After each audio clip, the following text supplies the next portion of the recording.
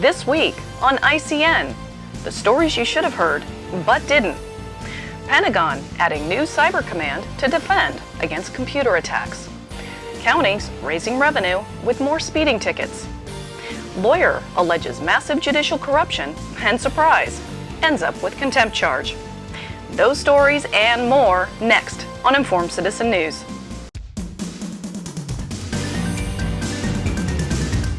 Hello and welcome to ICN, Informed Citizen News, April 18th, 2010. A leaked document reveals a U.S. government strategy to obtain passage of the Copenhagen Climate Treaty at the next international meeting in November. The plan includes managing media coverage and forcing a consensus that the entire agreement must be passed with no deletions.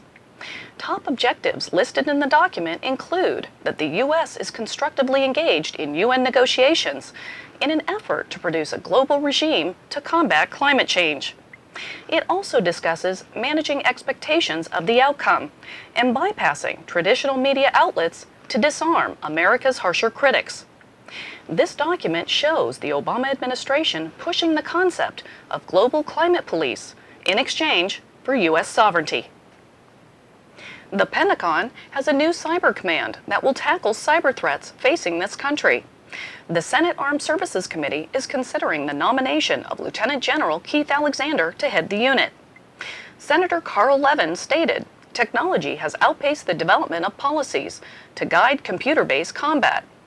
Levin asked Alexander about how he would respond to various cyber threat scenarios and said operations to combat such attacks could have broad and damaging consequences.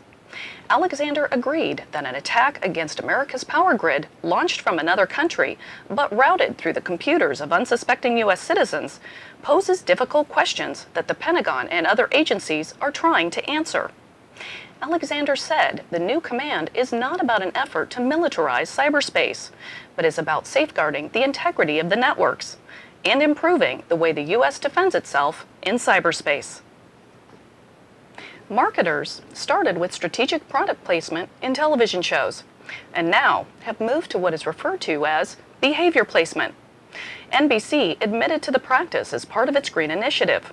Their thought is if a popular actor is scripted to throw a bottle in the recycle bin or drives a hybrid, then this will subtly influence viewers. Some skeptics believe that the effort is geared toward advertisers who are trying to capitalize on going green. From its very beginning, television has always been about advertising products in an attempt to manipulate the viewer to buy something. To serve and collect may be the new mantra of law enforcement. As state and local budgets are pinched, more traffic tickets are being issued. One town in Ohio ticketed 4 times the number of drivers this January compared to the same month last year. James Baxter, president of the National Motorists Association, says, "Not only are the speeding tolerances much lower, but the frequency of a warning instead of a ticket is way down." A study published last year in the Journal of Law and Economics found that police issue more traffic citations during recessions. From 1990 to 2003, counties in North Carolina issued significantly more tickets in the year following a decline in general tax revenue. Dr. Paul Thorson, a central figure behind the Center for Disease Control's claims disputing the link between vaccines and autism, has disappeared after officials discovered massive fraud involving the theft of millions of taxpayer dollars. Thorson's fraud was uncovered as a result of an investigation by the university where he worked and the CDC. Thorson was a leading member of a Danish research group that wrote several key studies supporting the CDC's claim that the MMR and mercury-laden vaccines were safe for children. People who believe that childhood vaccines cause autism also believe that Thorson's alleged fraud should call into question any research in which he was associated. As the federal government grows at a rapid pace and infringements on state sovereignty have become commonplace, a few Oklahoma state senators and Tea Party activists are considering a new volunteer militia to help defend against what they believe are improper federal infringements. They say the unit would not resemble militia groups that have been raided for allegedly plotting attacks on law enforcement officers. But even the proponents say they don't know how an armed force would be organized, nor how a state-based militia could block federal mandates. State Senator Randy Brogdon, a Republican candidate for governor who has appealed for Tea Party support, said, supporters of a state militia have talked to him and that he believes the citizen unit would be authorized under the Second Amendment to the Constitution. He stated the Founding Fathers were not referring to a turkey shoot or a quail hunt. They really weren't even talking about us having the ability to protect ourselves against each other. The Second Amendment deals directly with the right of an individual to keep and bear arms to protect themselves from an overreaching federal government. What is not widely known is that Title 10 of the U.S. Code defines militia as any able-bodied male between 17 and 45 years old. The primary concern voiced at the Constitutional Convention was that the purpose of the militia was to offset the dangers of a standing federal army, that a large armed citizenry would be a check on an abusive federal government. Richard Fine, a former Department of Justice attorney, observed that he was either having cases dismissed or losing cases in Los Angeles County Court for incoherent reasons. After doing some research, Mr. Fine alleged that since the late 1980s, Los Angeles County has been paying annual bonuses to judges in direct violation of the California state constitution and creating a conflict of interest for these judges who ruled on cases involving the county.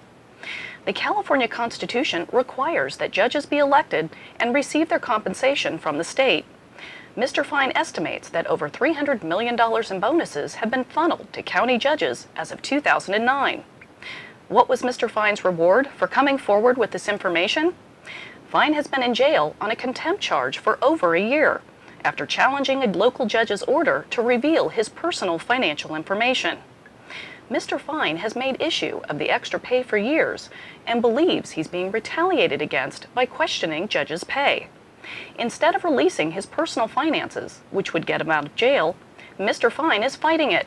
And this Friday, his case goes to the U.S. Supreme Court. Tax Day, April 15th, saw Tea Party protests across the country. While the organization is in its infancy, people are having trouble trying to figure out what to make of the movement. The left has been trying to marginalize the Tea Party by calling them racist, militia, or extremists. Former President Bill Clinton even tried to link the protesters with the likes of Tim McVeigh. Leftist groups created CrashTheParty.com, which encourages people to attend rallies and voice fringe sentiments to undercut the Tea Partiers. Conservatives and elected Republicans are stumbling all over each other to get in front of the movement. Having clear roots from the Ron Paul election run, the Tea Party participants are clearly frustrated with government as a whole. Not one single issue appears to dominate protesters' motivations. Frustrations from unending bailouts, ballooning debt, federal expansion of power, taxes, and endless wars seem to be equally represented. Will the Tea Party go the way of the Reform Party of the 1990s, or will it wield some power in upcoming elections? We'll just have to wait and see. A new Military Times survey shows that the percentage of self-identified Republicans has decreased by 1/3 since 2004, from 60% to 41% among military personnel, while the percentage of self-identified independents has nearly doubled to 32% during the same period. A clear disillusionment of the two parties in power. Respondents are also more pessimistic about the mission in Afghanistan, but more optimistic about Iraq. And they are equally divided about President Obama's performance as Commander-in-Chief. Thanks for joining us this week. It's good to see the new subscribers that have joined over the last few weeks. Please keep sharing our channel with your friends and family. From all of us at Informed Citizen News, we'll see you next time.